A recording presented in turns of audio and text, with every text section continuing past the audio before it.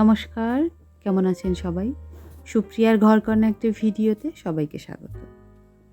সকালবেলার একদম সব কাজবাজ শেষ করে এখন আমার আর আমার শাশুড়ির সকালের খাবারটা রেডি করতেছি।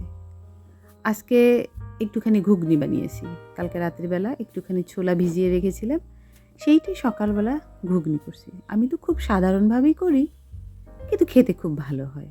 তেল মশলা কম দিয়ে ঘুগনিটা রেডি করি। 2টো রুটি ভেজে নিলাম।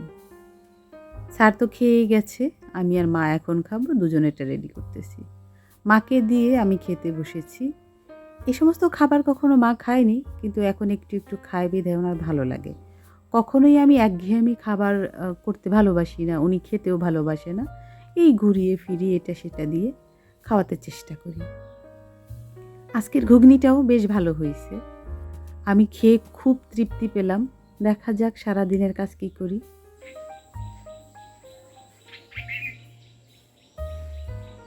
সকালবেলা চেষ্টা করি হাঁটতে যেতে, তা আজকে সকালবেলায় প্রচুর বৃষ্টি হয়েছে, যেতে পারিনি। তাই খেয়ে দিয়ে এই 10 মিনিটের মধ্যে একটু হেঁটে আসলাম।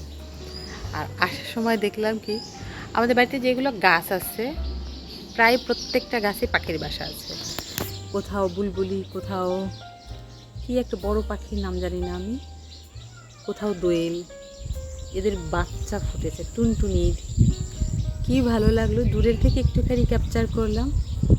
আর তো করা যাচ্ছে না, ওরা অনেক দূরে যেহেতু। খুব ভালো লাগতেছে।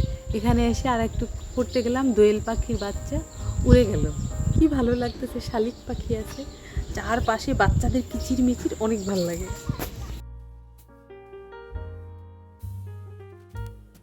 আমি যে দুদিন বাড়ি ছিলাম না, এতে কী হয়েছে শোনেন। বৃষ্টি হয়েছে, একটু ঝড়ের মতোই মনে হয় হয়েছিল।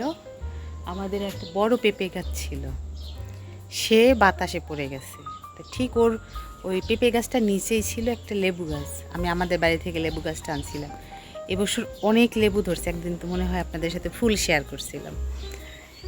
সেই লেবু গাছটা নিয়ে পড়ছে, আর ওখানে জল জমে, তার মধ্যে ছিল কিছু লেবুর।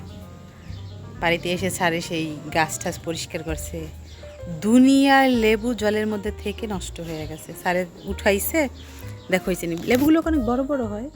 তারপর আমি ভিতরে কেটে দেখলাম কিচ্ছু হয় না। এক দ্বিতীয়ত গেছে গন্ধ হইয়া।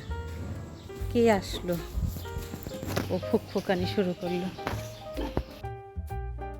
একটা জিনিস ভালো হইলো, কাকা আবার দুধ দেওয়া শুরু করছে। আমরা বাইরে থেকে কিনে নিয়ে আসতাম প্রত্যেক সপ্তাহে 5 কেজি করে। এটা আমার একটু প্রবলেম হতো, ফ্রিজটা একেবারে জুড়ে যেত। আর কাকা তো 2 কেজি করে দিয়ে যায়, একদিন পর পর দেয়। এটা ভালো সুবিধা হয়। আর ওই যে গ্রাম থেকে যে দুধটা নিয়ে আসে, অত বেশি ভালো লাগে না, কেমন যেন লাগে। মা খেয়ে আর কি ভালো লাগে না মায়ের। যাই হোক, রান্না বান্না তেমন কিছু নেই। কালকে রাত্রে আমি একটু রান্না করে রাখছিলাম। আজকে দেখি মায়ের জন্য শুধু একটা কিছু রান্না করব। আমি একটু কাজ করব। সিজনে যে বেগুন গাছ লাগানো ছিল, সেখান থেকে এখনও একটা একটা করে বেগুন দিচ্ছে আমাকে। উফ, দুধটা বসিয়ে গিয়েছিলাম বেগুন আনতে, এসে দেখি আমার সর্বনাশ হয়ে গেছে।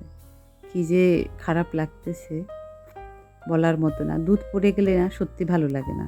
যেহেতু আমি একটু অসুস্থ, সেহেতু বাড়ি ঘরের এত বাজে অবস্থা। আর জানেন কি হয়েছে, একদিন অনেক বেশি বৃষ্টি হয়েছিল। আবহাওয়া অধিদপ্তর থেকে বলল কি যেন, ঘন্টায় 180 ডিগ্রি কিলোমিটারের বৃষ্টিপাত হয়েছে ফেনীতে। তো সেটা কিছুটা, যেহেতু কুমিল্লা ফেনী পাশাপাশি, এখানে কিছুটা প্রভাব ছিল।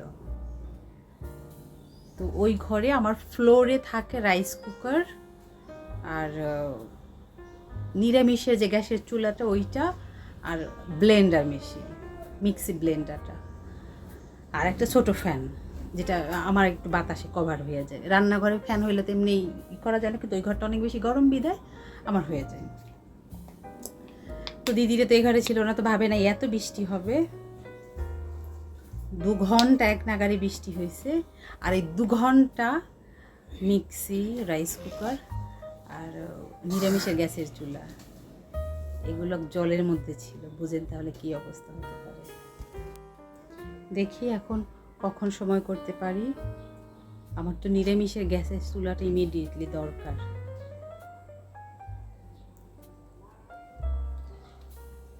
আর ব্লেন্ডার না হইলে তো হয় না, আমরা তো পাটায় বাটা ভুলেই গেছি। বড় বড়গুলো যেমন গরমের দিন এখন জুস লাচ্ছি করতে আমার লাগবেই। এই বছর বাড়িতে মানে উঠোনে বালি দেওয়া হয়েছে বিদায় পাট শাকের গাছ হয় নাই বেশি, একটা হয়েছে মাত্র। আমার শাশুড়ির এই সময়কার সব থেকে ফেভারিট হয়েছে এই পাট শাকের বড়া। বানানো খুব ইজি, আমিও বানিয়ে দিই। তখন ভাবতেছি কয়েকটা পাট গাছ এখন লাগাবো কিনা, দেখা যাক হয় কিনা।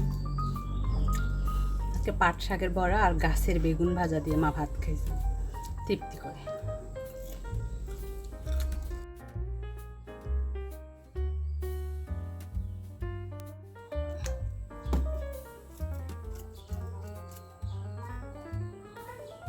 সময় আর পরিস্থিতি মানুষকে বদলে দেয়। আমি প্রচুর আম খাইতে পছন্দ করি। এই আম হওয়ার পর এটুক থেকে শুরু করে নিজে নিজেই হাসি আমি কথাগুলো ভেবে।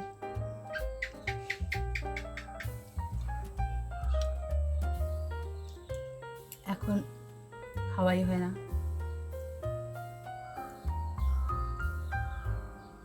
বাড়িতে যখন ছিলাম, বাড়িতে বৌদিরা ছিল, ওরা কাজের জন্য সময় পেত না, শুধু বললেই হতো সুপ্রিয়া আম ভর্তা খাবো, আমি সবসময় রেডি।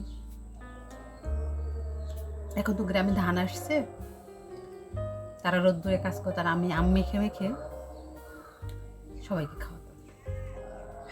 আর গ্রামে তো সবারই অনেক আম গাছ, আমাদেরও অনেক আম গাছ। এই বছর এই বাড়িতে মোটামুটি সব গাছে আম হয়েছে, কিন্তু আমার খাওয়ার মন নেই।